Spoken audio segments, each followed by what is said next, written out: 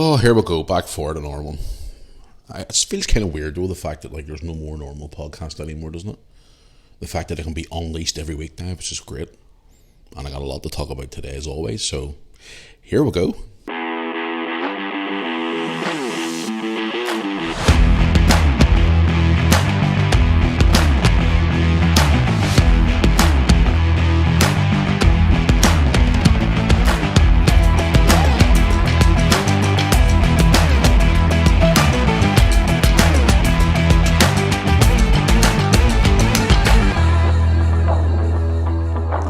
Well guys, welcome back once again, welcome back to the Moor Army podcast for another week. I know I was supposed to do a podcast yesterday, but after I got back from fucking Liverpool, I was insanely exhausted. I mean, exhausted to the point where I was supposed to record a podcast last night for yesterday, and I just couldn't even push the record button. My eyeballs were literally stinging out of my fucking head. I've never felt so tired in a long time. But here I am back on a Thursday morning, recording another podcast for you guys after an interesting few days of travel and hardly any sleep and just overall just complete craziness. But anyway, yes, I'm here. I don't know how long this podcast is going to last for today, but I'm fucking here. I've just had 2 cups of coffee. I've had a little bit of sleep and I'm feeling okay. So anyway, yes, hello. Welcome back to the Moor Army podcast for another week. It is now Thursday, and we are getting stuck back into it again for another week. Hey ho, hope you're all doing well out there, guys. Thank you for all your messages, etc. over the last couple of days. A lot of you have been getting in contact with me over the last couple of days. As you all probably all know, I was away there this past Tuesday. I was at Anfield on Tuesday night for the Liverpool Real Madrid game. We'll talk about that in just a minute. That was just a public execution of Liverpool. Couldn't believe what was going on in front of me. Started off so well and then just fell apart.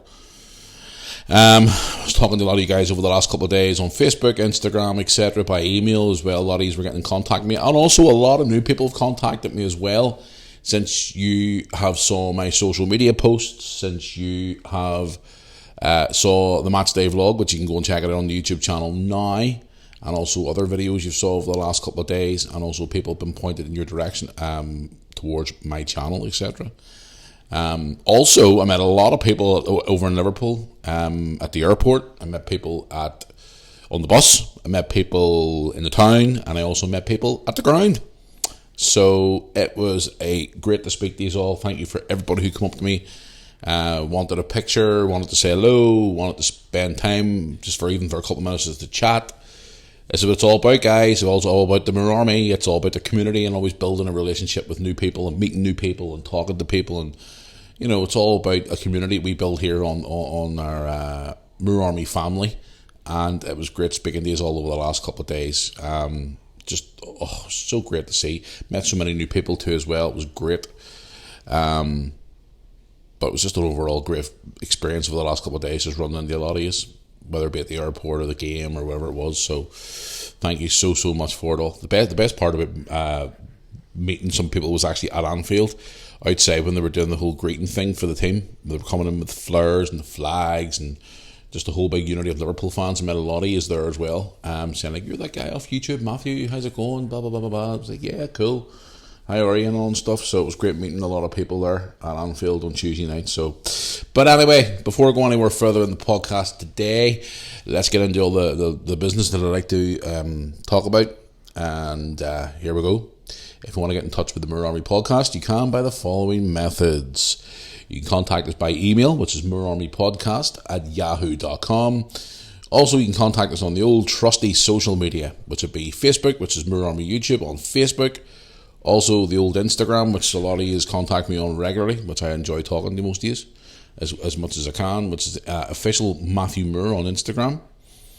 And also, if you want to get in touch with us or go and watch all the vlogs and stuff like that, there you can subscribe to our YouTube channel, which is Moor Army YouTube channel, which is all our thousands and thousands of videos over the last 7 years. You can check out all our videos from birthdays to Christmases to daily vlogs to Liverpool games to flipping, you can think of Northern Ireland games, you can think of everything we would do off travelling away on holidays, you name it, we've done it on the channel. Challenges, everything else, Moor Army YouTube channel.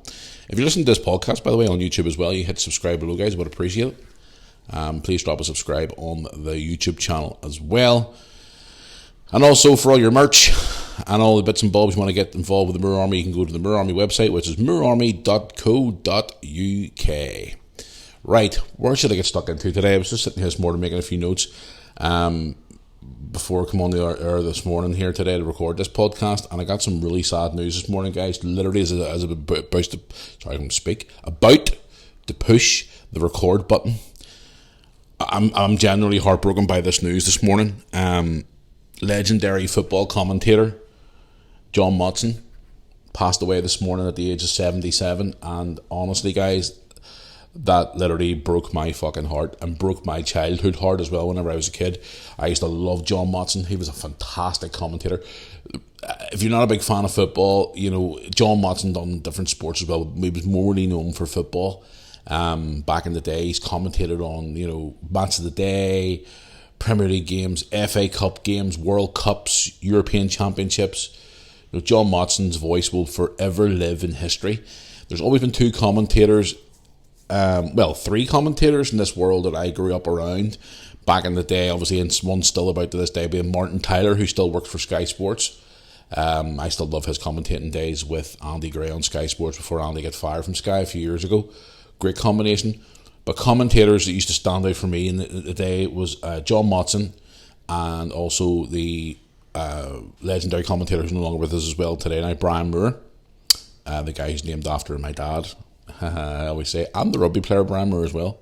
I also have that name too as well, Brian Moore, but it's like I'm Matthew Brian Moore, so there you go. But those commentating names, Brian Moore especially, back in the day with the ITV Sport games that used to show the old First Division games live on ITV, his voice was iconic. But more so John Motson, whose voice was just wow. Everywhere you heard John, like, got you into, even if you weren't even a football fan, John's voice intrigued you to watch the game. His voice was just iconic, and his presence on the mic was just phenomenal. And unfortunately this morning we've heard the news that John Motson had passed away at the age of 77. For what I was reading this morning here, most articles that he apparently passed away peacefully in his sleep. I just got a wee article here that I pulled up this morning about the history of John Motson. It's just unbelievable, guys. It says here, legendary commentator John Motson his illustrious 50 plus year career. That's longer than I'm on this fucking planet. This guy is an absolute icon. This guy will always even commentated in some of my old favourite football games from back in the day too as well, when I used to play when I was a kid. John's voice is just iconic, and he splashed over so many iconic football memories that will never be forgotten. It says here, this is apparently he's covered. John Motson has covered 10 World Cups, 10 European Championships, and 29 FA Cup finals for the BBC. He retired in 2018, as we all know. He stepped away in 2018. His nickname is Motty, which I actually have John Motson's book, Motty. He had worked on Match of the Day since 1971. He had been in his job 10 years when I was born, guys, which is unbelievable. It's with great sadness to announce that John Motson OBE died peacefully in his sleep today, which is this morning, Thursday, from his family. He was the son of a Methodist minister, and he had stunts as a reporter on the Barnet Press and Sheffield Morning Telegraph at the start of his career. He also worked as a freelance for the BBC Radio Sheffield before the BBC. He joined the BBC on a full-time basis back in 1968. He was unbelievable, guys. He was just one of those. He was originally billed as a 5-minute segment. Obviously jumping in with 5-minute segments here and there, but then he was well known from his graceful period from 1979 to 2008. He was well known as well, guys, because I always remember this very well growing up as a kid, for his sheepskin coats. Who remembers, any football fans that remember his traditional famous sheepskin coats? He was a walking encyclopedia of football, guys. Honestly, he was just an unbelievable man.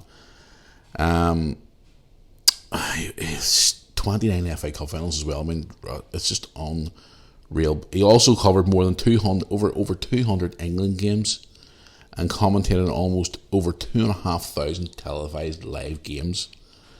His final game of the Match of the Day was between Crystal Palace and West Brom back in 2018. He also was awarded an OBE. I remember that actually, like it was yesterday, back in 2001. Has it really been that long? 2001 for sport and obviously broadcasting.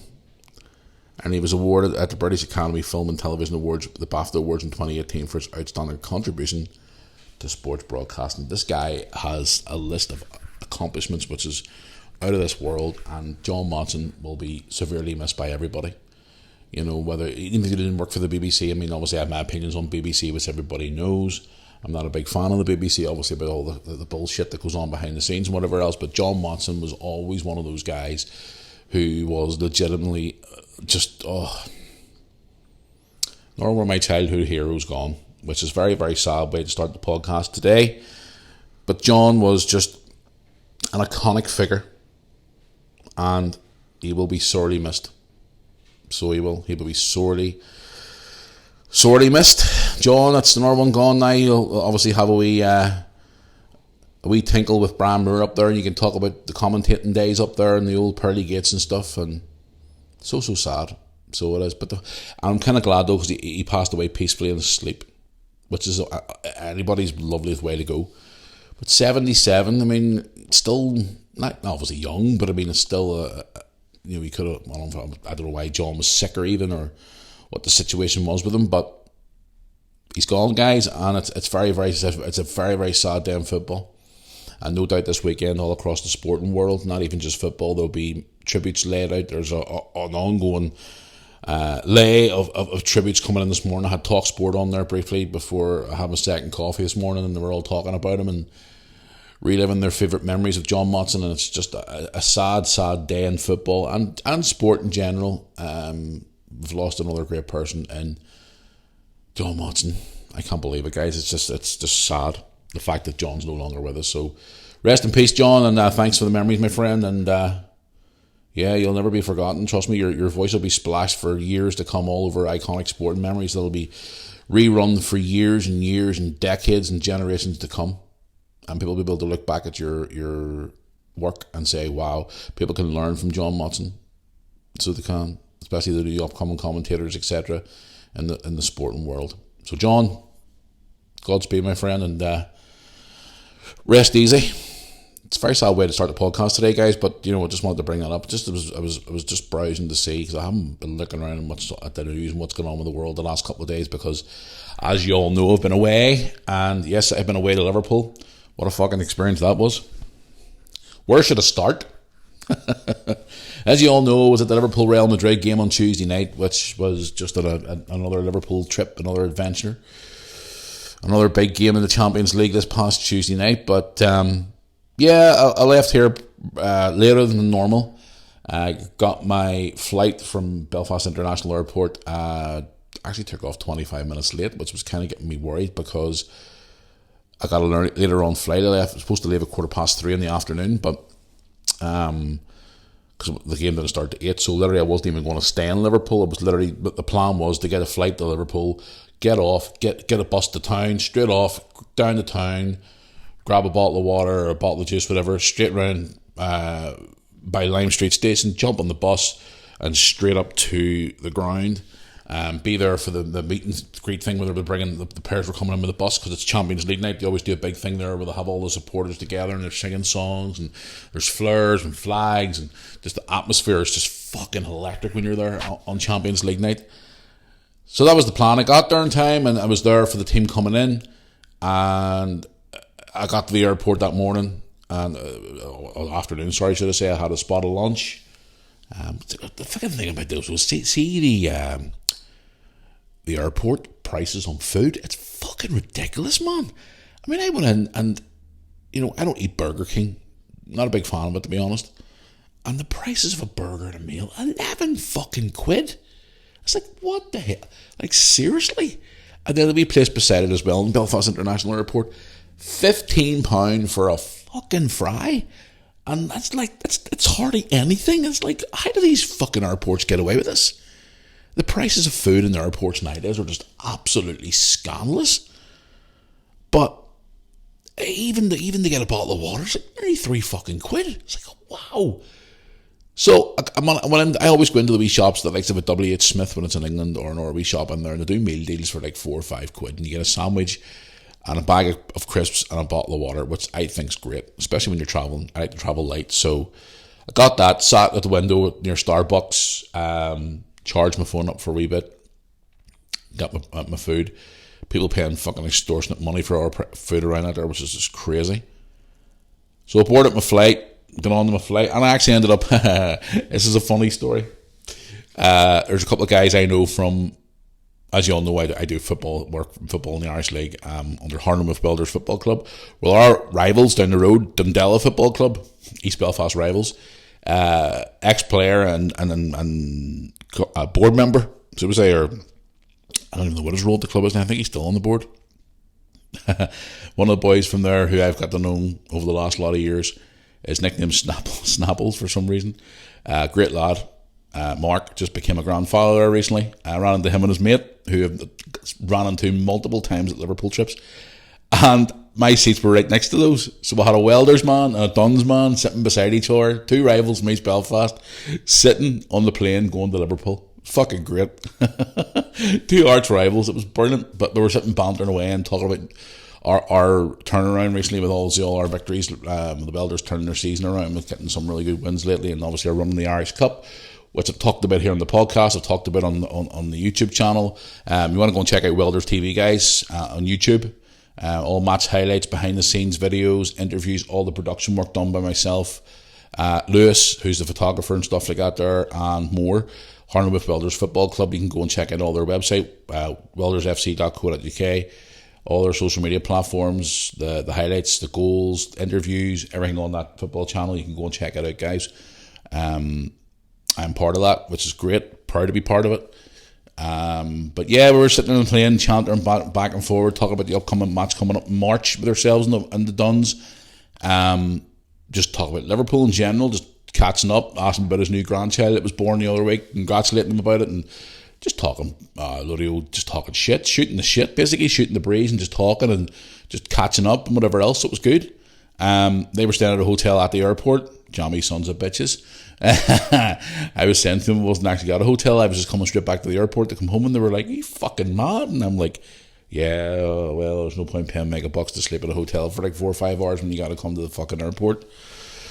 Because I've done that many times, guys. You've probably seen on the blog, my eyeballs hanging in my fucking head. So yeah, we're shooting the shit, just talking away, and yeah, arrived at Liverpool. They went their way, I went my way. It was good seeing them. I saw them on the way back home as well again. It was a good crack to see. So, but yeah, just talking about the Welders and the Duns. Obviously, they have a new manager brought in recently. We've obviously brought our new manager in recently as well, and just obviously everything's all changed since we last played each other the day after Boxing Day, where we beat them 3-2. Sorry, I'm still yawning after being so fucking tired. But yeah, it was good seeing those guys showing off. Got to Liverpool, got to the game, met a lot of people in the airport, met people on the flight, met people when I got to the town, around a couple of people in the square of Liverpool. Ran into this lovely family. Where were they from? They didn't even say where they were fucking from. The Stevenson family, they were called Stevenson. I promised them a shout out in the vlog and I kept forgetting about it. So I'll give them a shout out in the podcast instead. Stevenson family, where did they say they were from? I think it was Wigan or something they said they were from. Met them outside the Liverpool stores. Was walking past towards St John's. They actually posted a photograph on one of their Instagrams of all of us together outside the Liverpool store, so it was great to meet them. So yeah, guys, made my way to the ground. Atmosphere at Anfield on Tuesday night was just, as usual, unbelievable. Fucking great. Oh man, outstanding. I met these lovely lads from Dublin. We got one of my private coaches you can get, or you can get on the bus. I got the bus back, but I got one of my private things, like 2 or 3 quid each, just be private bus in, get you straight up to the ground. Met these people from Dublin, chatting away to them. They were actually at the Newcastle game last week, but we beat Newcastle 2-0. Which, by the way, I'll be cheering on Newcastle this Sunday in the League Cup final against Man United, by the way. Even though Tony's a Newcastle supporter. But I'll be cheering on Newcastle this Sunday to beat Man United in that fucking League Cup final. I'll be a Geordie fan for the day. But yeah, guys, got to the ground and the atmosphere was electric. Players, as I said, were coming in. The atmosphere outside was amazing. What a game. Like, seriously, what a fucking game. Had a great seat. You can go and check out the Match Day vlog. You see yourself, a great seat. It's available on the Moore Army YouTube channel, YouTube channel. Great start. 2-0 up after 15 minutes. Fucking flying. Nunez and Salah, 2 goals. Unreal. We thought, oh fuck, Real Madrid's falling apart here. We're going to embarrass these guys tonight. We're 2-0 up after 15 minutes. And then I turn into the guy who was sitting beside me, lovely Scouse fella. I turn around and says, watch your man Junior, Vinicius Junior, and watch Benzema. These fuckers are lethal and they're going to fucking hit us in the counter or something like it. You see. Next minute, bang, bang. Missed a goal, 2 goals from Junior. One, which was a great strike from out of the box. Second one, Alisson made a fuck up and kicked it against him. And ball straight in. So I thought 2-2 at half time. We're attacking the Kop in the second half. He'll throw Jota and Bobby Firmino on the second half maybe, and we'll see how it goes. What a fucking disaster. We were outplayed, outclassed. They scored and took the lead straight after the first attack of the second half, literally 2 or 3 minutes into the second half. And then we got tore apart. Especially Benzema. Benzema fucking tore Liverpool in the asshole. He ripped them to shreds. So he did. Tore them to shreds. Liverpool, it was just... where do you start? I mean, where the fuck's Liverpool season going? You know, we're just embarrassing defeats against the likes of a fucking Brighton or something. But I mean, to be 2-0 up and cruising and playing outstanding football against one of the best sides in the world, Real Madrid, who beat us in the final last year. We owed those, going into that game, I was talking to the boys in the stand and in the chaos and all before we went into the stand. We owe those fuckers one from Champions League finals and the injury to Salah in the Champions League final, and we owed them one. And they beat us in the Champions League 2 seasons ago during COVID as well. They beat us in the final last year. They beat us in the final in Kiev.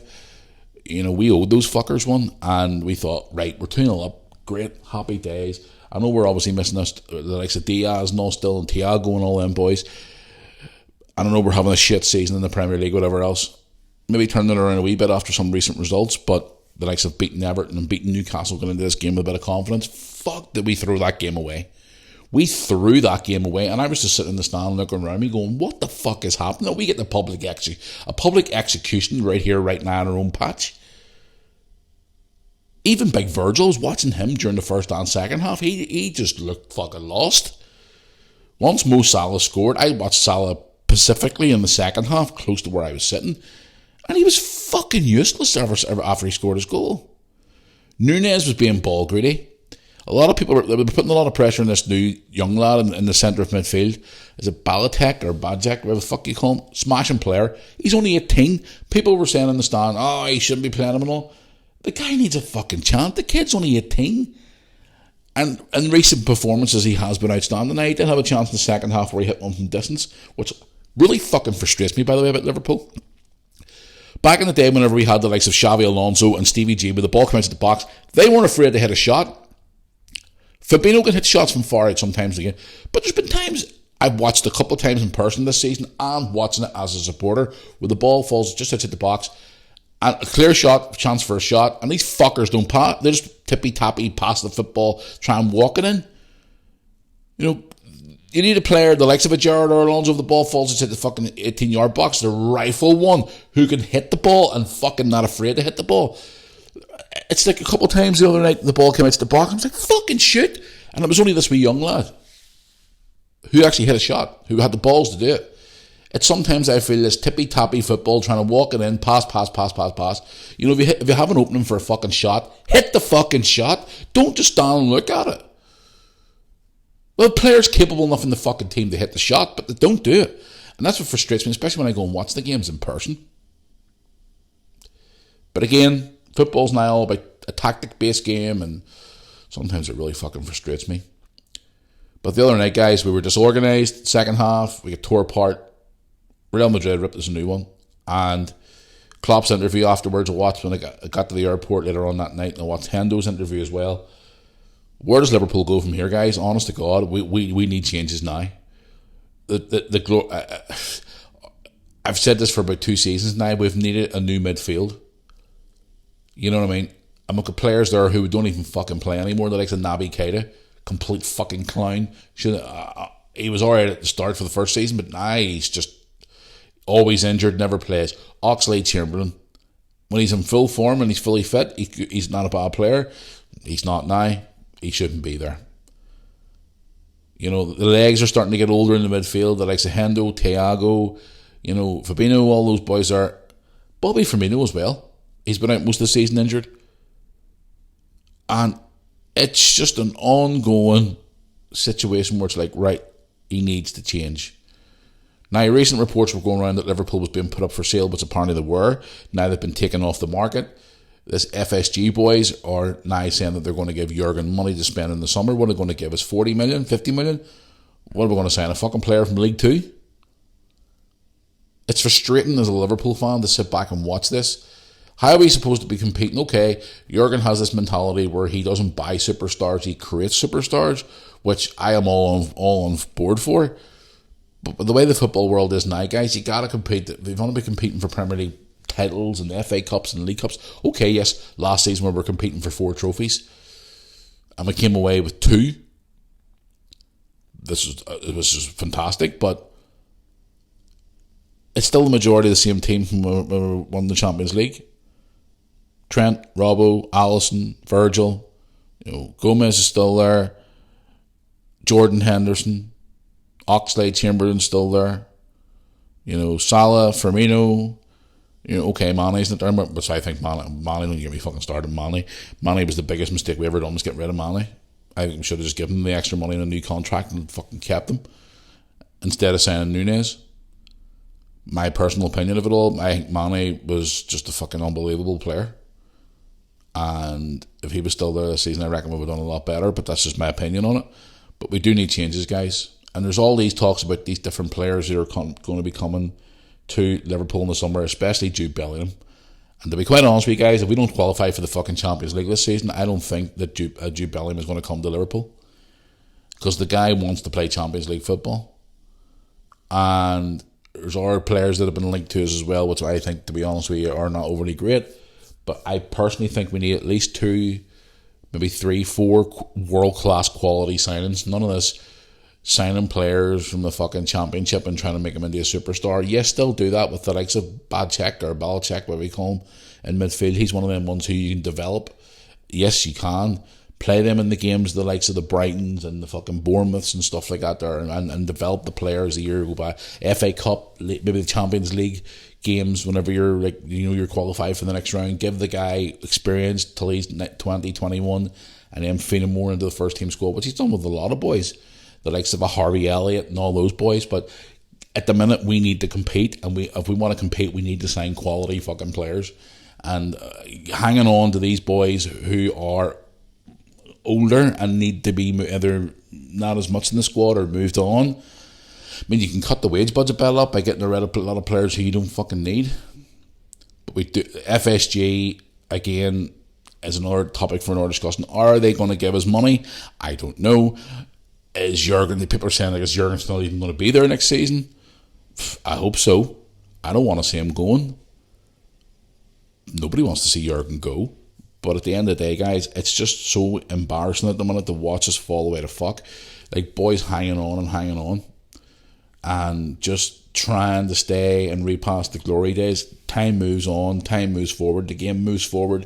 You need to improve the squads. Look at City over the last couple of years about the players they've invested in. Newcastle United, for example, who were fucking on the verge of getting relegated down. In fact, a few years ago, they were in the Championship. Now look at them. Up around about the top of the table, cup finals. They've invested in their squad. Okay, not mega stars, but they're investing in good quality players who are getting them where they want to be.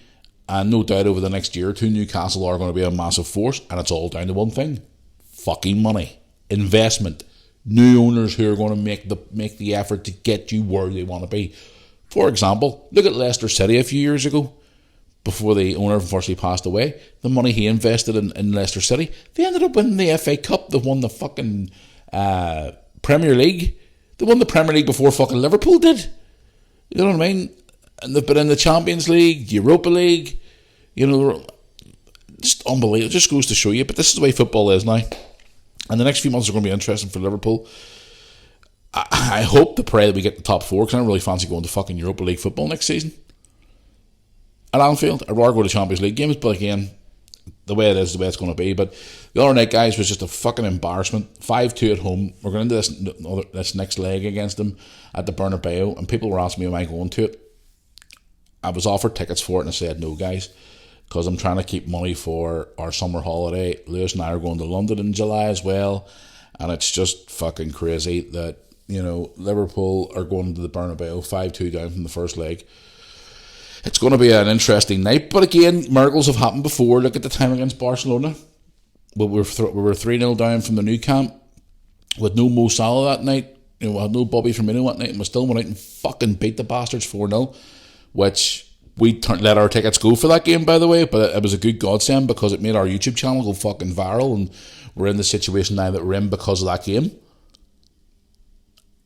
But as a Liverpool fan, I'm a wee bit concerned at the minute. Obviously, we want to be competing at that level. I mean, the money that Liverpool are making now on match day is fucking frightening. And with the addition of this new stand that'll come in, these extra 7,000-8,000 seats as well, which is more money, more revenue for all across the park, not just ticket sales. Those people will still be buying food at the ground, buying merchandise, buying different this, buying that, memberships, things like that. All the money comes in, sponsors and everything else. So I don't see the reason why FSG don't give Liverpool the big money that they fucking need, and just get into the market and get the players that we need and try and get back up there again and be competing for Premier League titles again and Champions Leagues, etc. again. So, but you never know. I could be looking back at this podcast in a couple of weeks and going, fuck me here. Remember the other week I said Liverpool were shit, never fucking get hammered 5-2. Now they're in the next round. So if you want to, if you're listening to this podcast a few weeks later after Liverpool beat Real Madrid at the Bernabeu, then it's been a fucking miracle, trust me. But overall, guys, the Liverpool game wasn't really great, but let's get on to the thing here, but I want to talk about as well. The fucking airport, John Lennon Airport on the way home was a fucking nightmare. Now, normally I have no issues with John Lennon Airport at all. Never had an issue with the airport. I say hello to some of the staff are lovely in there. I've got to know a couple of them over the last year or so. Going through the airport, sorry, I'm still fucking yawning, hardly any sleep. But the other night, sorry, I got the left Anfield, went down to town and got another bottle of water out of one of the shops, edited my match day vlog, got it put out, and then I thought, right, I'm going straight to the airport here. When I get to the airport, I'll grab some dinner or maybe something to eat and an hour drink, and I'll probably just stick my head down on one of the big comfy sofas for an hour or two before I head for my flight, because the gate from the flight opened at 6 a.m, so I thought, right, dead on, I'll do that. So it gets to the airport about 12:30, maybe 12:45 a.m. Walk straight through as I always do, straight up the stairs, walked into the departure lounge, got to the gate to scan the ticket to go into the security. The girl looked at me and went, "Excuse me, sir, what time's your flight at?" And I said, "The gate opens at 6, and she went, sorry, it wasn't even that time, I think it was about 12, if that. I think it was 12 at the latest, guys. I do recall now, I remember checking my phone. But yeah, I got to the gate and the girl was like, "No, sorry sir, you have to come back up here at like 4 a.m. And I went, "What do you mean 4 a.m? Like, what the fuck am I supposed to do to 4 a.m?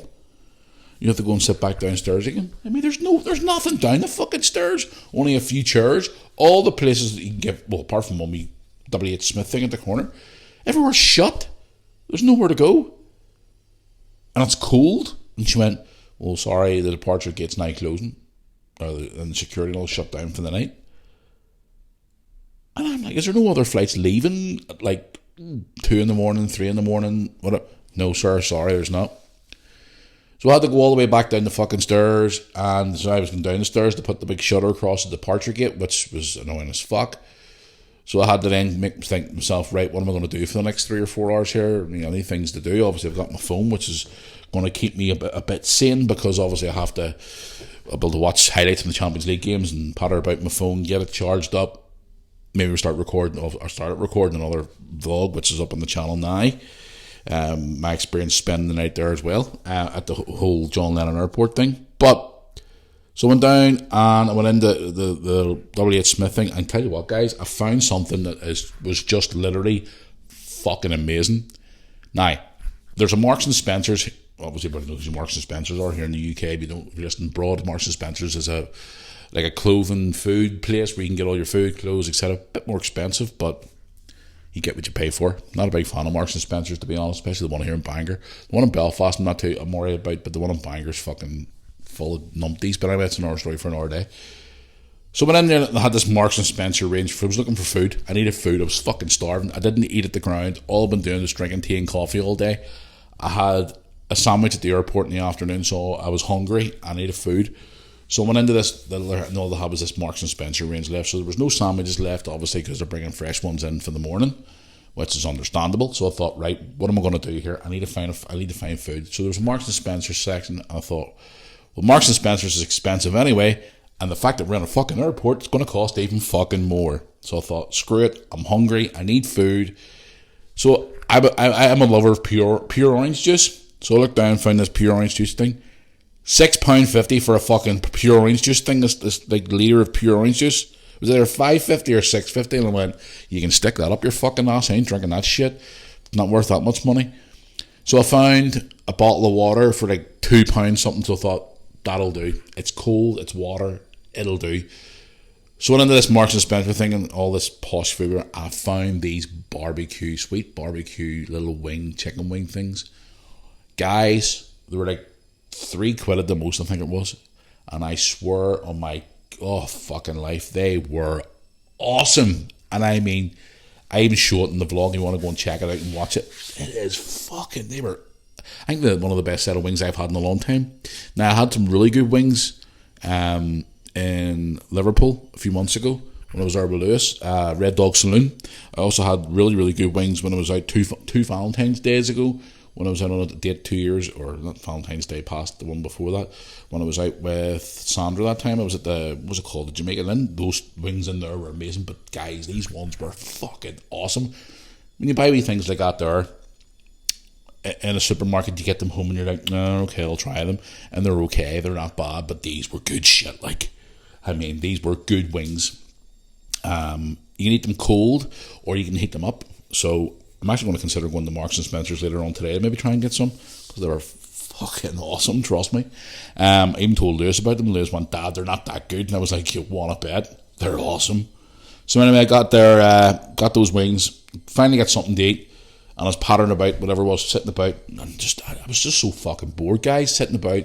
And every time I turn around and try and get a chair or something to lie down on, everybody was taking them. Like, they were all taken. Not that there was many seats down in that downstairs area in the airport, because when you go around, there isn't very much there. You're just literally in, if you're checking in with certain airlines, you check in downstairs, or if you have your boarding passes on your phone, you go straight through up the stairs to the departure lounge. So it was a bit frustrating because there was hardly anybody about. So I finally got something to eat and was walking about, and I actually ran into these two local Scouse lads, because across the road from the airport is like this housing area where these young lads come in, and I had a few beers in them. They were looking for the wee shop to get some cigarettes. So I ran into them outside the wee shop, and I was chatting away to them. One of them actually turned around and said to me, do you understand what I'm saying to you? And I went, I didn't really think he was being cheeky or whatever. And I says, what do you mean by that? And he goes, do you understand our accent? And I went, of course I do. I've been coming to Liverpool for fucking years. And he went, oh, okay.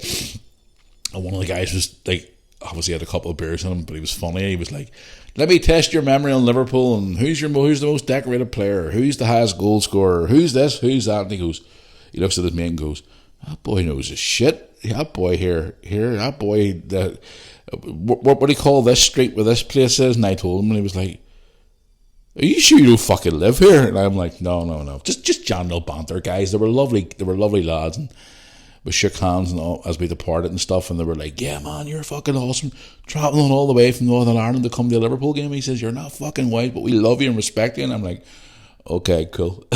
So that was a bit of an entertainment for about 40 minutes. So finally, at about 4:10, they finally lifted the gate, and I finally got up into the departure lounge, which was great. And I went down the stairs, went into a couple of the wee shops to have a look around, got myself a cup of tea. Had about an hour to kill, so just pottered about and stuff like that there. I ran into another couple of Liverpool fans who recognised me from YouTube, which was great to see. And then I ran into my friend Mark and his mate, who had a couple of hours sleep, and they were nicely showered and stuff, and I looked at them and I was like, you fucking lucky sons of bitches, these are all fresh and ready to go. But yeah, no, I got into the airport and got myself a new bottle of aftershave, by the way, which is fucking awesome. Got down pretty cheap actually compared to what they normally are. The whole airport cheap prices, you know what I mean? Well, when it comes to the aftershave, you get them a wee bit cheaper, just depending on what one you want. But yeah, I got to the gate, got on my flight. I actually dozed off in the plane for 20 minutes. When I woke up, the guy beside me was laughing, and I says, "You alright, mate?" And he goes, "Aye." He says, "You were snoring your head off." And I thought, "Oh, fuck, I feel so bad, I'm sorry." And he was like, "Man, are you exhausted?" And I'm like, fucking shattered. So I finally landed and got home. But on the way home, guys, I realised that I couldn't go home. My plan was to come home and get a shower and go straight to bed and get some sleep, which I couldn't fucking do because I just remembered that I had to stay up for the pre-sale because Lewis and I are heading to London in July to watch WWE Money in the Bank at the O2 Arena in London, and I actually forgot that the pre-sale for the tickets, we got pre-sale codes to go in yesterday at lunchtime to buy the tickets. So I was thinking, fuck, I need sleep. I got home about 9 o'clock. So by this stage I was running on like 30 minutes sleep since Monday night. I was fucking wrecked. I was so tired, and I thought, right, what am I going to do now? So I came in, got a coffee, sat down, and I thought, right, I'll try and stay awake. So I was just talking to a few people on the phone, whatever else, and I thought, right, so I checked what time the pre-sale game was going on. It was 12, so I thought I could maybe doze off for an hour. And then I thought, no, if I doze off for an hour, I'm going to oversleep it, and I'm not going to get tickets. So I thought, fuck it, I'll go for a doze. So I went oversleep for about half an hour, 40 minutes, set my alarm just in case. So I finally woke back up again after about 40 minutes sleep. Came around the time where you had to sign in I got the email from the WWE to click on to go in, obviously, the pre-sale. The countdown clock had started, and just before we were about to change to go, the pre-sale has now been put back for another hour. And I'm like, you fucking bastard, like, what am I going to do now? Got up again, made another cup of tea, sat around waiting, finally get into it. Could I get a ticket on a pre-sale? Not that I couldn't get a fucking ticket. The prices of tickets were absolutely fucking disgusting. The price of tickets on pre-sale. Now, a friend of mine who you might see pop up on the vlog when we go in July. I didn't get a chance to put him in the vlog in September when we went to Clash at the Castle in Cardiff at Principality Stadium. My friend Joe, who watches the vlogs, don't mind listens to the podcast or not, but I'll give him a shout out anyway. I was talking to him, chatting about him and stuff like that there, and he was saying about O2 themselves were doing a pre-sale thing, so he had a code and a link for the pre-sale for O2 customers. So I thought, right, I'll try this. Tried that as well, couldn't get a ticket, kept trying, couldn't get a ticket. Finally, after searching for fucking God knows how long, finally got our tickets. But the thing is, WWE are doing their live TV show SmackDown on the night before Money in the Bank as well on the Saturday night, so they're doing a double priced pre-sale ticket where you get the same seat for both nights, so you can go to the Friday night live TV of SmackDown and then go back the next night for the Money in the Bank pay-per-view. So I thought, fuck it, we'll do double duty and we'll go for the weekend. So we're going to both nights. I finally got tickets which are not on the floor, they're not high up. Think about this, the O2 Arena, it's kind of like whenever me and Brooke went to see Queen in Manchester. It's, what is it, it's 17,000 seater arena, but no matter where you sit you'll be able to see everything. So where we're sitting in the front row of the tier looking down on the ring, which I'm happy enough with. We're there, that's the most important thing. Got our tickets, fucking 250 quid for fucking 2 nights for me and Lewis to go and watch WWE. Unfucking believable. Ringside seats, the prices for ringside, extortionate. My friend Joe, for both nights, I don't know why he paid that for himself or he paid it for 2 people. He just paid £1,000. I'm like, Joe, are you fucking mad? The prices nowadays for tickets for concerts and gigs are just extortionate.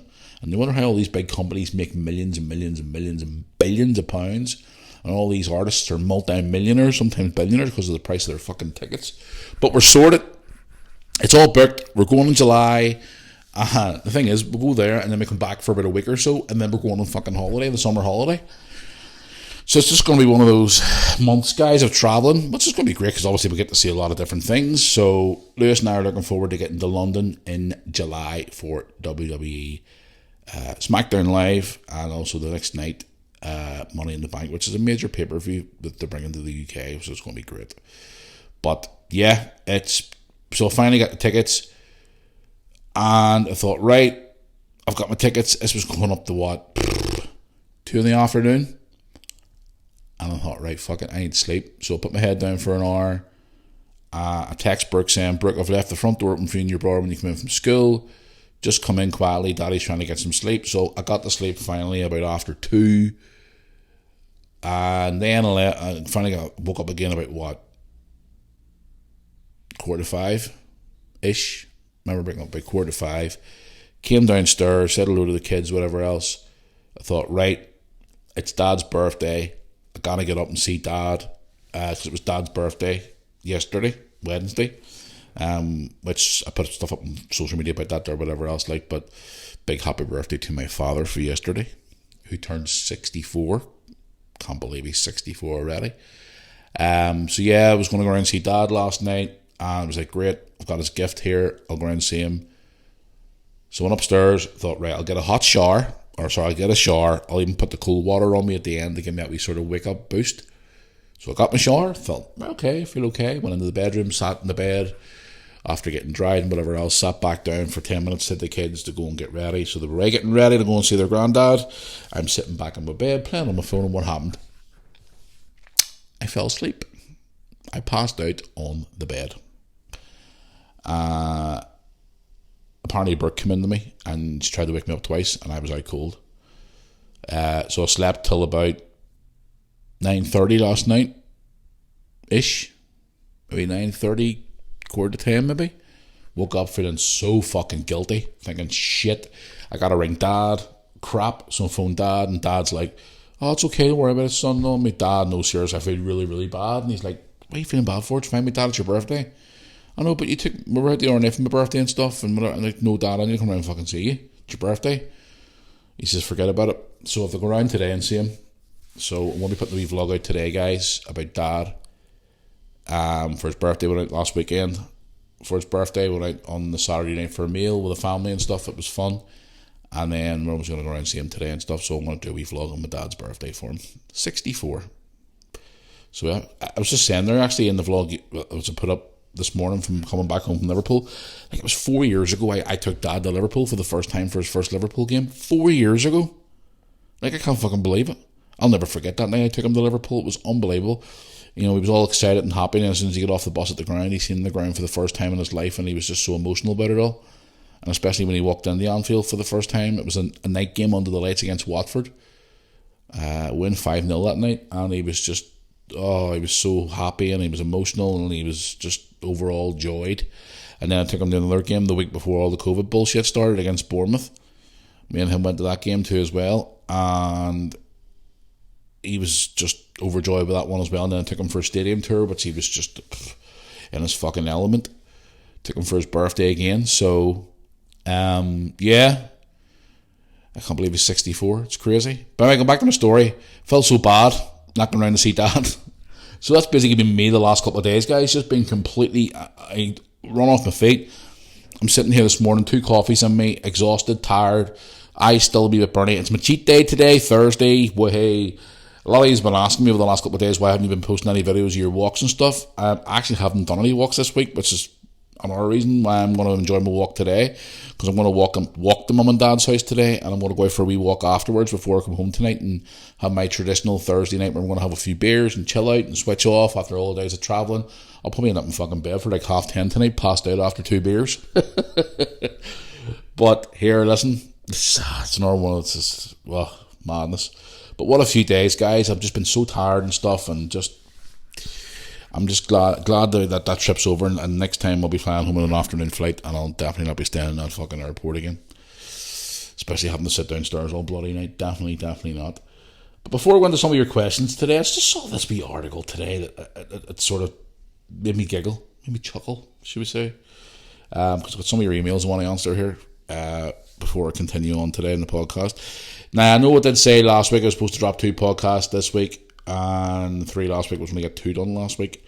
I'm just sitting here trying to think to myself, is there another day I could maybe squeeze in another podcast this week, because I never put one out on Tuesday or Wednesday, because obviously I've been away and stuff. So I'll try and see what I do. Stay tuned to social media, guys, because I've been doing a bit of thinking over the last couple of days when I was away too as well about the social media platforms, about doing like wee videos now and again instead of just putting photos up and stuff and sharing vlogs. I want to put up wee videos up and just sort of see how people are doing and, everything else. I need to be more active with you guys on the social media, because I know a lot of you are getting bored and fed up now just seeing vlogs and podcasts. You want to see different things, so I want to try and, should we say, mix it up a wee bit and try and make it a bit more interesting. I know I keep saying I'm going to do all these things, but just trying to find the bloody time to do it.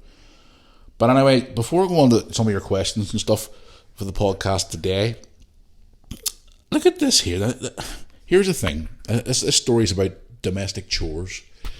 Now, obviously, everybody has their homes and stuff like that, where you obviously clean up your home, you do your chores around the house, especially with children and stuff. I mean, I've brought my children up to do their chores, for example. They're washing, they're cleaning, they cook for themselves, keep their bedrooms clean, etc., etc.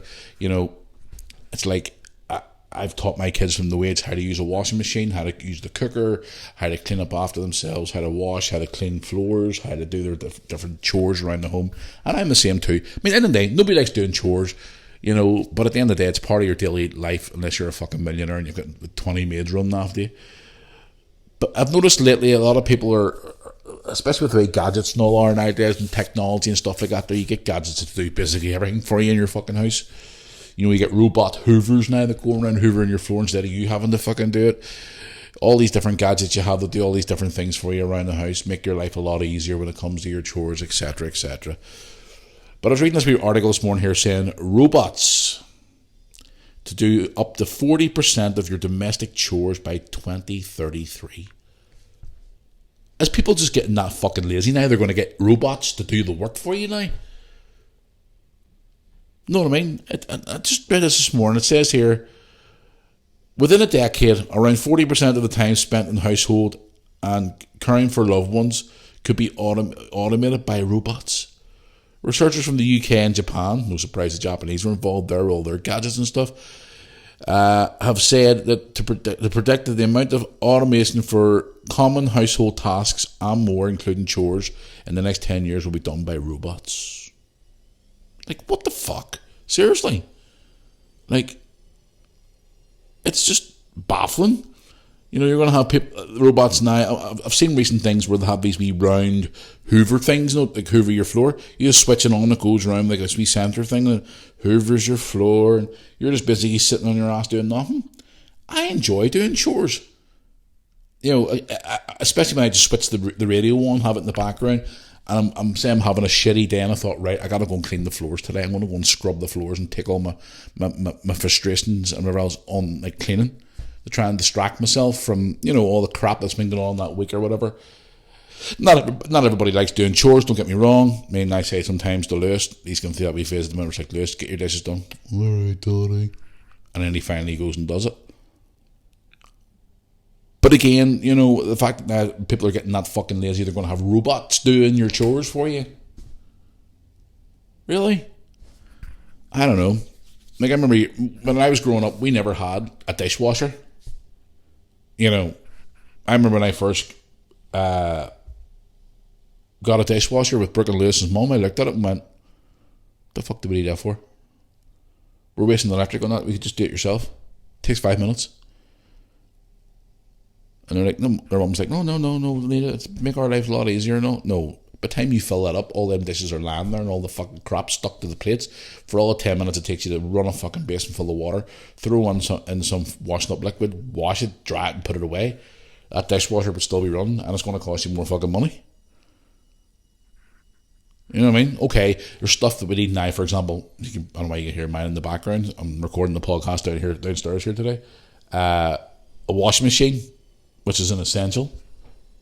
Obviously, everybody needs a fucking washing machine compared to back in the days where you were standing at the side of a river, scrubbing it with one of them big boards. You used to wash it by hand.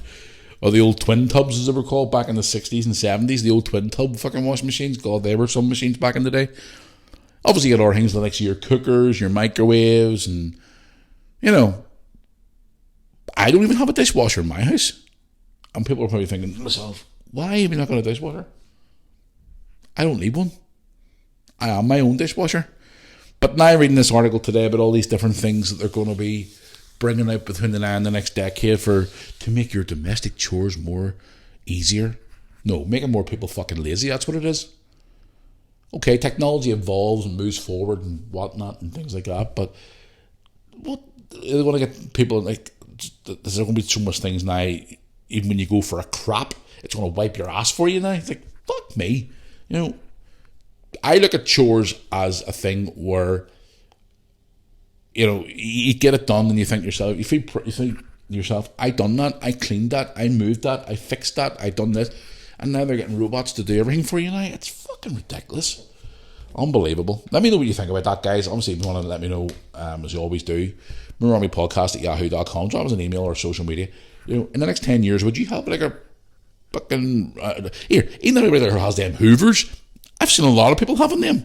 The me brown machine like Hoovers, like a wee fucking R2D2 dancing around your fucking living room, hoovering your floors. It's like, what the fuck? Just pick up the Hoover and do it yourself. Or a brush your, if you have wooden floors, brush your floor. For all of, 10 minutes it takes you to do out of your day. Plus it's exercise at the same time as well. But, I don't know. It's crazy. So by 2020, or by 2033, 40% of, more up to 40% of our household chores are going to be done by robots. The joys. I don't know. It's just, give me I'm just old school, guys. Just a mop bucket, a Hoover, and a brush and pan does me fine. And cleaning stuff, I don't mind cleaning. It doesn't bother me at all. Okay, opening up the emails here first of all, which is moorarmypodcast@yahoo.com. Got one here from Lucy. Lucy is from Devonshire in England. Hello Lucy, how are you? Thanks for the email, all the way from England. Hope you're having a great week yourself. Lucy just goes on here to say, hi Matthew, love your podcast on a weekly basis, love tuning in. Glad to hear that you're doing more Unleashed podcasts than normal, as myself and my husband and my sister all listen to your podcast and prefer the Unleashed version where you can see the real you instead of being restrained due to the cancel culture. Love it. Lucy goes on to say here, I am a nurse for over 20 years and just wanted to get your view on the NHS mistreating nurses, firing nurses for not getting their COVID jobs, and also the most important question is, with us not getting a suitable pay rise for all the work that we do, and what's your view on the NHS as a whole? Keep up the good work. Love the podcast, love the videos, love to you, Brooke and Lewis and your family. Lucy. There you go. Cancel culture keeping me down. Love it. What's my view on it, Lucy? To be quite honest with you, darling, I think it's bullshit the way nurses are being treated. And I'm going to be a little bit controversial here, so if the cancel culture are listening, go and start pulling your hair out and, get yourself ready to go mad, because I'm going to say a few things here which is probably going to piss you off. So say whatever you fuck you want. I don't give a shit no more. Fed up with these cancel culture fucking woke tards. Anyway, moving on. Woke brigade, I call them as well. NHS at the minute is a complete mess. I personally think nurses and doctors should be paid a lot more than what they get. They're being mistreated, especially during the whole COVID situation where they're being mistreated. There's people out there who work in the likes of a McDonald's or work elsewhere who are getting more money than a fireman or a doctor or a nurse, which is ridiculous. The NHS is a complete mess. Personally, I'm angry at the NHS as well because of the government for forcing staff to obviously get their COVID job. People were sacked, lost their jobs because of all this crap. And a story that made me so fucking angry was, I had a friend of mine who I think I've talked about this in the podcast before. I'm not too sure if I have or not. Anonymously, I'll talk about this. A friend of mine whose partner was a nurse and was forced, and I mean forced, like told no job, to get the COVID job, and she ended up fucking dying because of it. And he's now left with 2 small daughters, and he's now a widow because his wife's no longer with us anymore because she was forced to get a fucking COVID job. And people out there now, the woke brigade will probably listen to this and clip it and put it somewhere else and say, oh, he's fucking bullshitting and lying. Well, then you go and say whatever you want. This is a true fact that after she passed away and the autopsy came out and all that was actually cause of death was the COVID jab. So stick your fucking opinions up your ass. I think it's ridiculous the way the NHS staff are being treated. Nurses and doctors and whatever else. I mean, look at the way they fucking treated us during COVID. They made us stand outside like fucking morons and clap for people. Okay, yes, clap for people, clap for carers and stuff like that, but what about all those carers out there and those nurses that fucking died and lost their jobs and were treated like fucking animals because of our government? So, yeah, to answer your question, I think nurses should have a better pay structure. People who work in care homes, I worked in care homes for very little money back in the day, and people who still work in care homes. In fact, I was talking to a friend of mine this morning, who I'll be seeing tomorrow night actually, who still works with the elderly. She has done since she left fucking school, and I'll be seeing her tomorrow night for the first time in years. So we're going to a charity event tomorrow night, which I'm looking forward to. It just fucking pisses me off, the fact that like the staff are being mistreated. But yeah, to answer your question, it's frustrating, and I feel so sorry for you and all them shifts you had to work probably during what do you even call it, the pandemic anymore? I call it the fucking scamdemic. Okay, yes, people are saying they're but COVID still exists. Yes, it does exist, but it's not as bad as what they made it out to be. But I've already had an opinion on it anyway. But yeah, I think that the nurses and staff of the NHS should be treated a lot better. They keep saying all these stories about the NHS is on its fucking knees. The staff are running themselves into the ground for very minimal pay.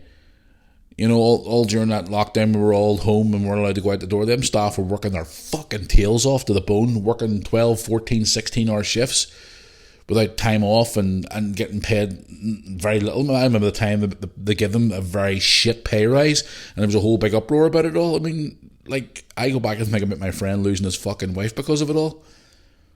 You know what I mean? And she was a nurse since she left uni. And they were an honest working class family, lovely people.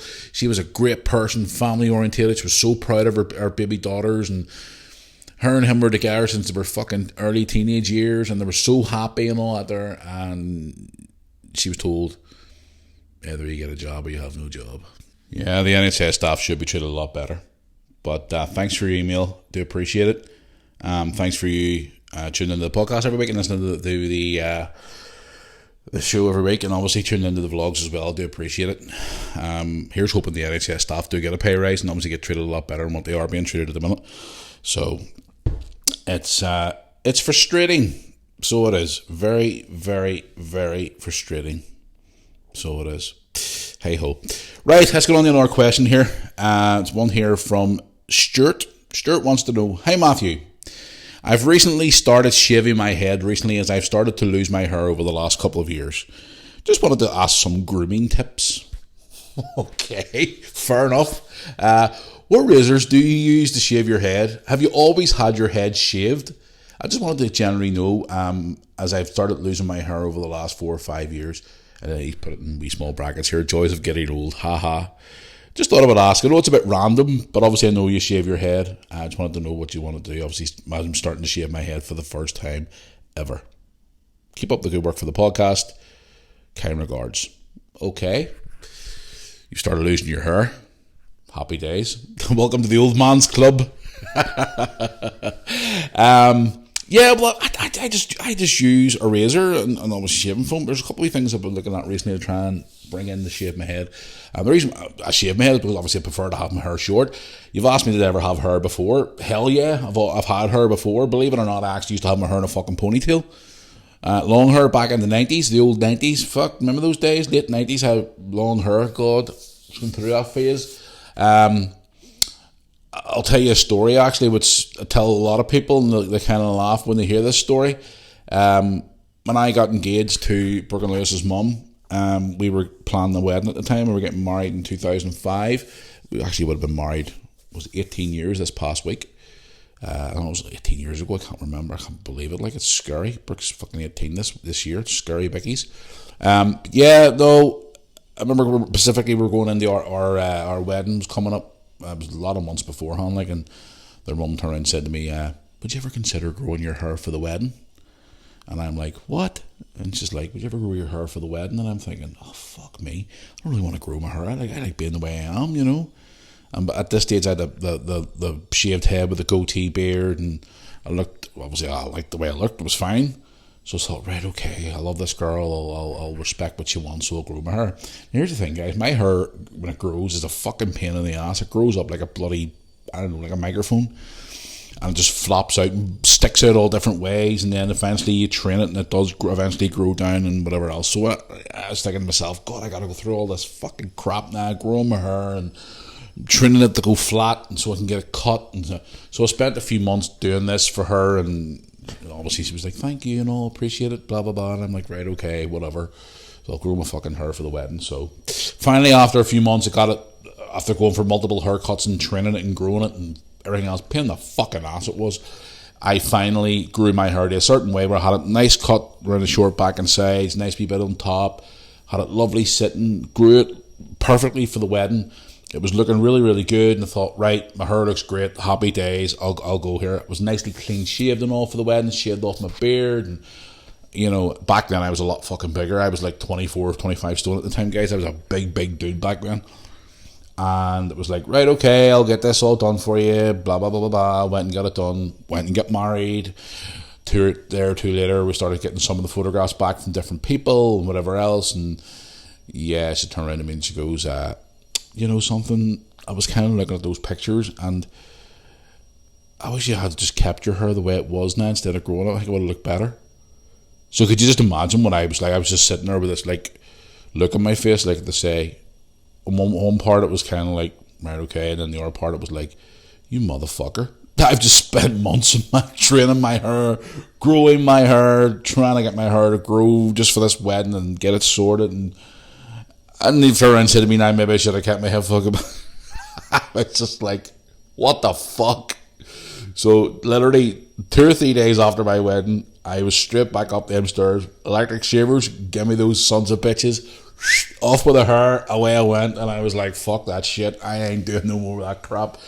And ever since that, yeah, the hair was gone. Now, I did grow it back again for a wee period, around about, God knows, I can't even remember now, but it was like minimal amount of hair, and I just kept it shaved bald. But what I use to shave my head today, to answer your question, I would use it's Gillette Mac Fusion razor blade, which you can get a pack of them. It normally costs me about 20 quid, and it lasts me for months. Good shaving gel, and obviously I shave my head every other day if I can. So, but again, here's the thing. I talked about this on the podcast. I've talked about it on my vlogs over the years. I mean, I was going through that phase there for a while where I thought I was losing my hair naturally, but again, I was going through my testosterone treatment and stuff at the time. So thinking, the less hair I have in my head, the less it is easier to shave. Because my dad's naturally bald, his brothers are bald, his dad was bald, his brother was bald. They're all in that race. But I get my head of hair from mum's side of the family, where they're all like fully headed hair men and things like that. Hopefully one day it'll all eventually just fall out naturally. I haven't got very much left to fucking shave, but that's what I shave my head with. You say yourself there in your email that you're losing your hair. You lucky son of a bitch, because I wish I was losing my fucking hair so I have less to shave. But I would use a Mach 3 or Gillette Fusion razor. It's easy, it doesn't cut your head unless you have like maybe a wee nick or a wee spot in your head. Then obviously it would nick it down, but normally if your head's nice and smooth and clear, there's no issues there. It shaves it nice and clear. And I would use like a wee cream to put on my head afterwards to stop obviously in case any razor burns or whatever. But yeah, no, it's grand. I never got any issues out of it. It's worth the money. It's worth paying the extra few quid for. I was actually contacting people to try and be sponsors of this podcast, like a manscaped.com and who else was there? Them Harry's, what they call them, razor blades men for men too as well. So we're trying to get them to get on board for sponsorships. Manscaped's normally quite good, but they never get back to me any further. Must get back on them again, see if I can get them to sponsor this podcast. You know what I mean? To shave yourself, man grooming and lady grooming too. Hey. And it's all women. I know women actually have used their man's stuff, manscaped.com, and men haven't been happy about it, but hey ho. Right, that's me babbling on a bit more about your question. But yes, I hope that helps. You're losing your hair, shave your head, work away. If you want to keep your head smooth and bald, then you work away, go ahead. Bald is beautiful, as I always say. But yeah, there's people out there prefer just to have it sort of like shave the shavers and then just leave it. But if you want to shave it bald is beautiful, my friend. Embrace the baldness. Don't let it be a thing to keep you down. You know what I mean? Everybody says that more men who are naturally bald have more testosterone. Well, fuck, that's not my case, because I got hardly any testosterone after all my treatment for the last year or two, and my hair's still here. But yes, good luck anyway. Let me know how you get on. If you have any more questions at all, drop us an email as usual, and I'll obviously try and get back to you as quick as I can. But there you are. Right, I'm going to get on to another one here from Instagram. Moving on here. Right, I have one here from Jeanette. Jeanette wants to know, hi Matthew, just wanted to ask you a quick question. What's your plans for the summer this year? Have you any holidays planned? I think I've talked about that on the podcast. I have. I also wanted to know how the weight loss is going. Keep up the good work and enjoy the podcast. Well, as I said, I'm going away in the summer with the kids, and Brooke's boyfriend's going this year, and Brooke's friend's going as well. So we're all headed away on the summer holiday this year, hopefully. Fingers crossed. Yes, we're going away for then. And that's to start this podcast. Lewis and I are going away to London for 2 days to watch WWE. How's the weight loss going? Honestly, it's all right. It's not bad. It's slow at the minute because I haven't been out for a walk this week. Dropped a few pounds here, put a pound back on, then put another one back on, and kept walking. It's just so difficult, guys, and especially with me working so much lately as well, trying to get out and balance everything. There's days where I just don't even feel like getting out of fucking bed. I just feel like I'm just... you know you've got a busy day ahead. You're like, I can't be fucking bothered with all this crap. But you have to. But no, it's getting there slowly but surely. I'm trying to cut out some crap. Obviously, I'm still having my cheat day, which is the Thursday, which I keep calling it my cheat day. It's because I'm having a couple of beers. But the fact is I don't even hardly eat on a fucking Thursday. I have no normal food intake. Like this morning, I've had my coffee, and once I finish recording this podcast, I'll get a bit of lunch, clean up the house, got a few things to do, emails to do, bits and bobs to do, prepare stuff for the weekend for football, and then I'm going to get my dinner at tea time by 5 o'clock. Tonight I'm having a steak with mashed potatoes, roast potatoes, maybe some peppered sauce. That'll do me, and then I'll have a few beers and go to bed. So, but no, it's going okay. It's getting there. It's getting there.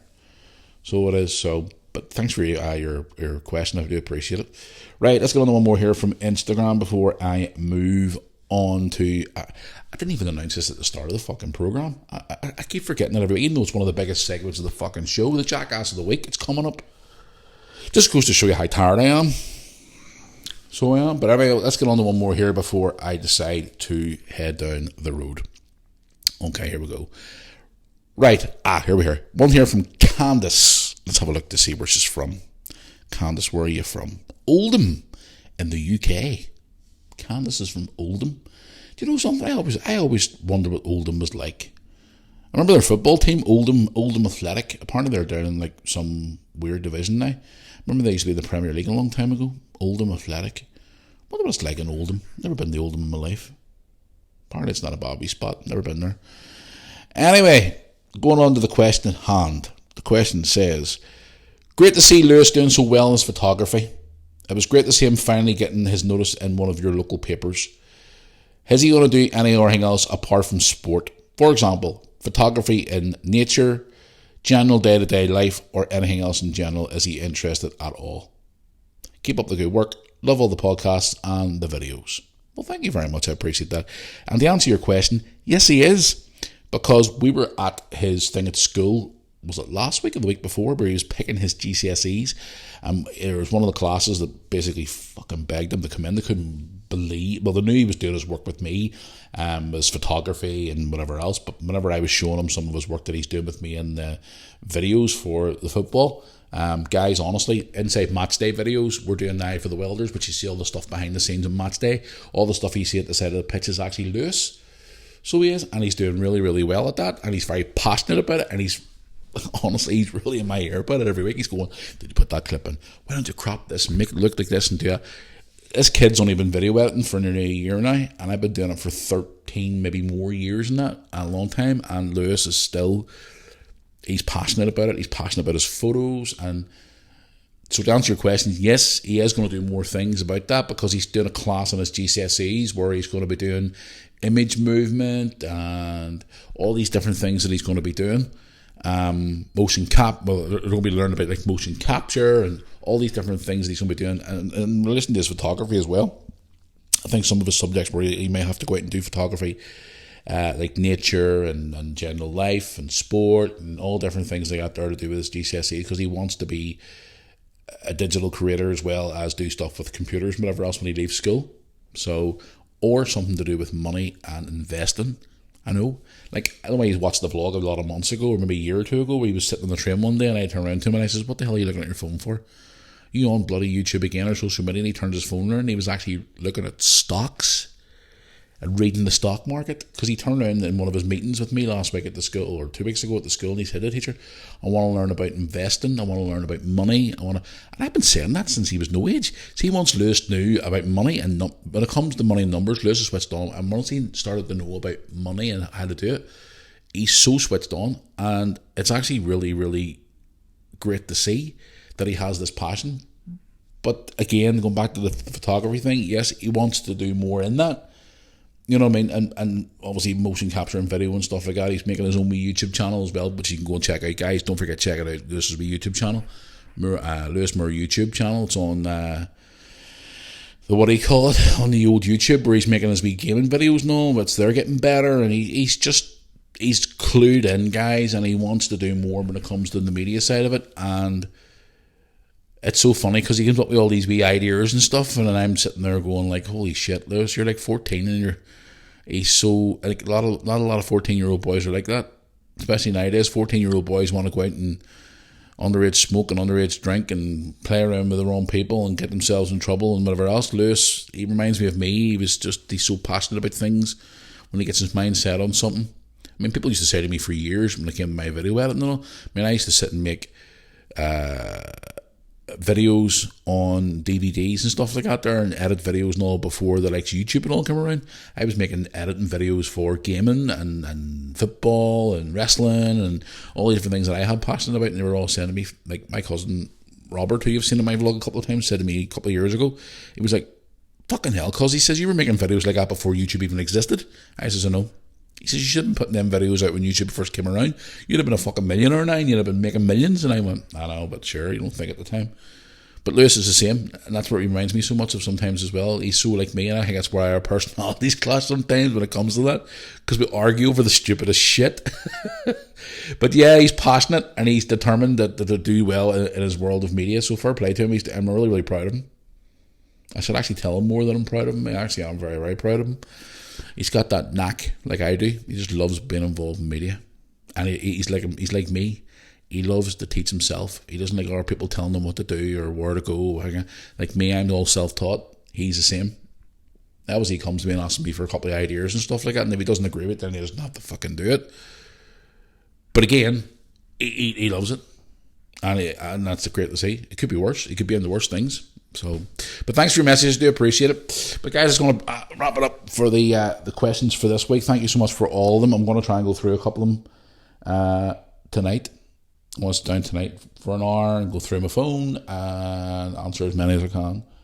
Because a lot of these have been contacting me over the last couple of days, which is really appreciative, should I say. Thank you so much. I really do. It does mean a lot to me.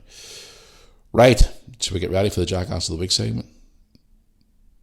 Here, a lot of these have been actually emailing me in names from last week about the name of the donkey. I've seen some cracking ones. So I have, keep them coming, guys. I'm going to name them probably in the next week or two. If you have a name for the Jackass of the Week donkey, send me a name for him on the email or the social media. What should we call the Jackass of the Week donkey? What should we call him? I've got a few names for him, but I don't want to obviously disclose them. So drop an email to me or a message online, and we'll go pick out the best one. Jackass of the Week donkey. Nightmare. Right, let's get on to the best segment of the week. I love this segment. It makes me laugh every single week.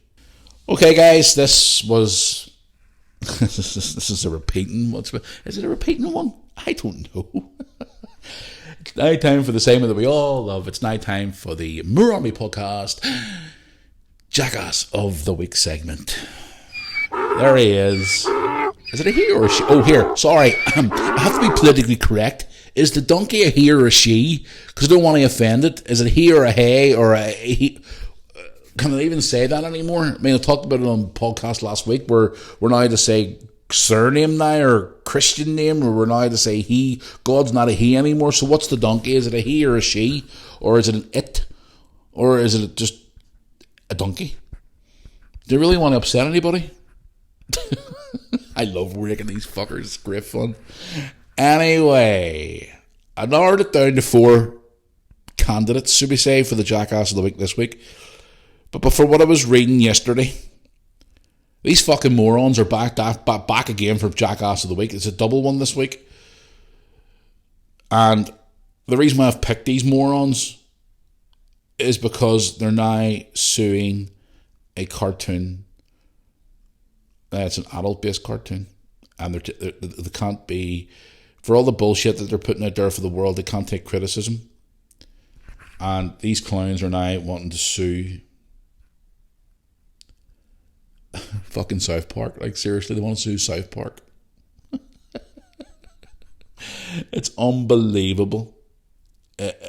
These morons put out all this stuff and expect to get no backlash because they're such wonderful human beings, and they're like, the world spins round them, it's all about them. Morons. Let's get on to it. The Jackass of the Week for this week, or I'm going to say jackasses because they are fucking jackasses. The Jackasses of the Week for this week is, can I get a lovely drum roll, please? Thank you very much, as always. It's so frustrating knowing the fact that these morons are Jackasses of the Week again. But anyway, the Jackass of the Week, Jackasses of the Week for this week is our lovely friends Harry and Meghan. Harry and Meghan. The reason why I picked them is because they're suing South Park, the cartoon programme, for making fun of them. Jesus Christ, this cartoon's been around for how many decades? And they take the piss out of everybody. That's the whole reason of the fucking cartoons. But these fucking clowns are like, oh, you hurt my feelings. Anything to get more money. Seriously? They are literally suing the programme South Park. It says here, I've actually got an article here that I'm going to read out and say to you. It says here, Meghan and Harry have released a statement addressing claims that they will take legal action against the TV comedy series South Park. They took multiple shots at Harry and Meghan, mocking their claims that they want privacy despite signing lucrative deals with Netflix and Spotify to publish content about their lives. Are you fucking serious? I'm taking pits out of them as well. Are they going to fucking sue me? What are you going to sue me for? Huh? Guys, you're putting your life out there for the world to see. People are going to have an opinion on it. I get it every day too on YouTube.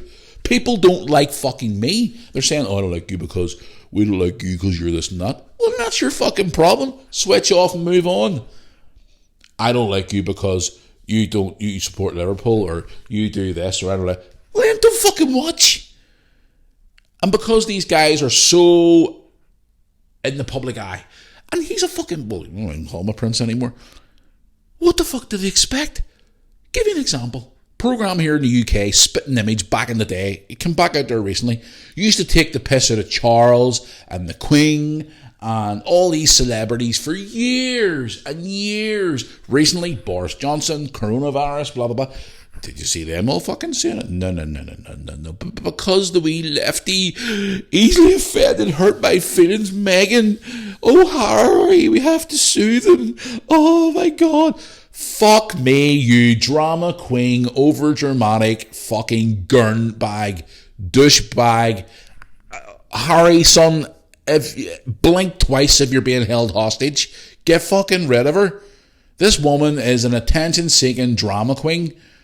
And now that this program has highlighted the situation and had to be a wee joke or whatever, oh my God, they're easily offended. They're going to sue South Park and Comedy Central and blah, blah, blah. Grow up, will you? Jesus Christ tonight, man. Honest to God, these people really need to take a look at themselves and wake up and think, if it was me and they were taking the piss out of me in South Park, I'd be fucking chuffed. South Park's one of the biggest programs in the last, how many decades?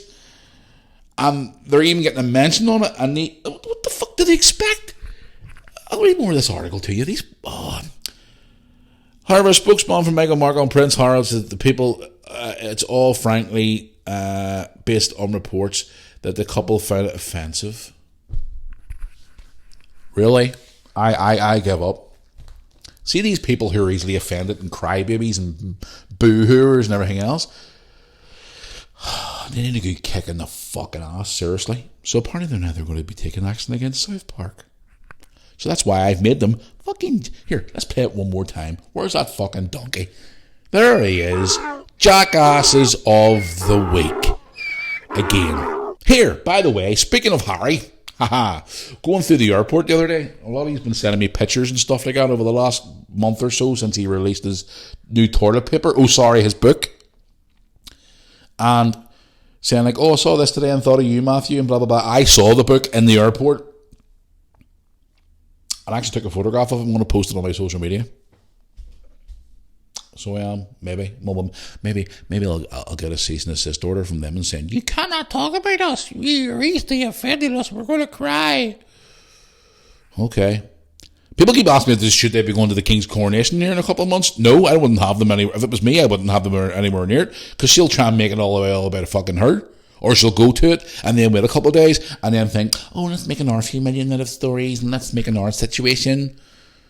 People like her should be on fucking Love Island, which is on TV at the minute, by the way. Love Island, an hour program full of fucking airheads, and people think the world spins around them. Oh my God, it's like so stressful. Wind your neck in. What is this world coming to? Like, seriously? I was watching some old programs from back in the 90s the other night there on a YouTube clip. Programs like Phone Jacker, Bo Selecta, what else was out around them days? Fuck, there was quite a lot of them programs. Even recently, I was watching a couple of old episodes of 2 Pints of Lager and a Packet of Crisps with Neil, with your mom, what do you call him? Will Mellor, and what do you call the other guy? Ralph Little. You couldn't get out of half the shit out nowadays. That's what teenagers used to watch back in the early 2000s and the late 90s. You couldn't watch shit like that anymore, because all the ones that are here looking to be offended would be crying. Oh my God, my feelings are so hurt. Oh my God, I'm going to cry.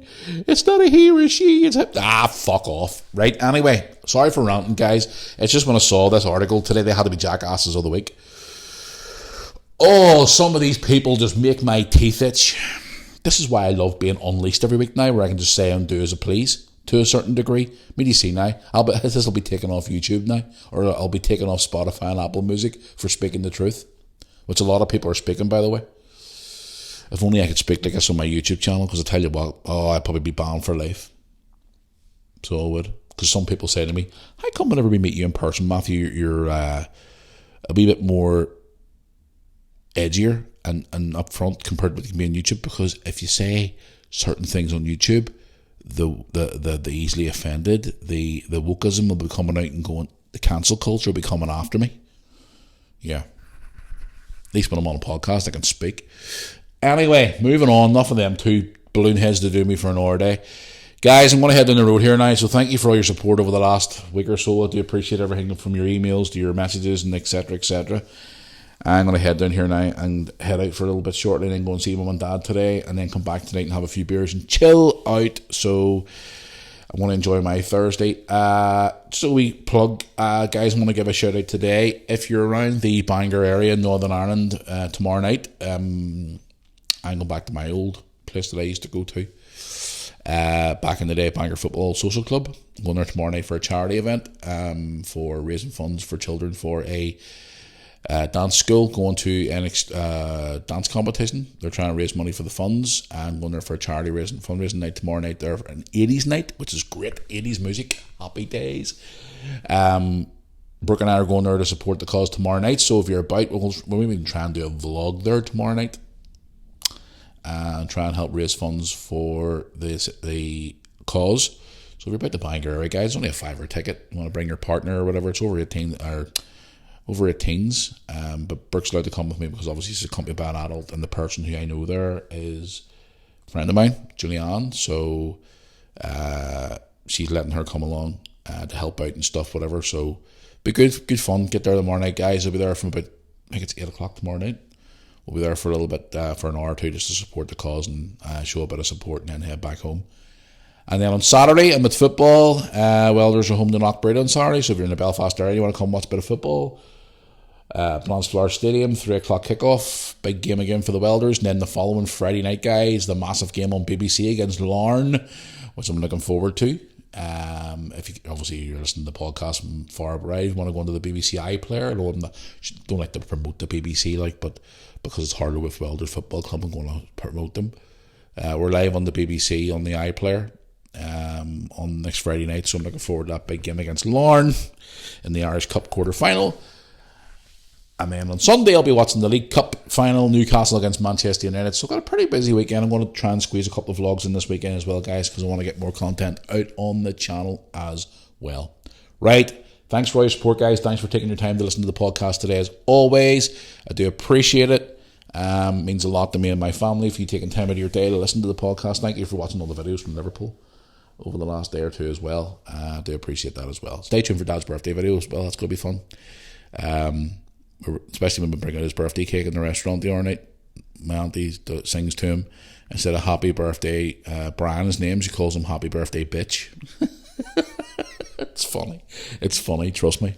And then we'll obviously get some footage from today as well. Right, guys, that's going to wrap it up for another podcast. Thank you very much for all your time. Don't forget to get in touch if you want to. MoorArmyPodcast@yahoo.com. All your merch on moorarmy.co.uk and on social media as well, guys, as well. Thank you for all your support. Do appreciate it. Until the next one, I'll see you all down the road, guys. Thanks for listening.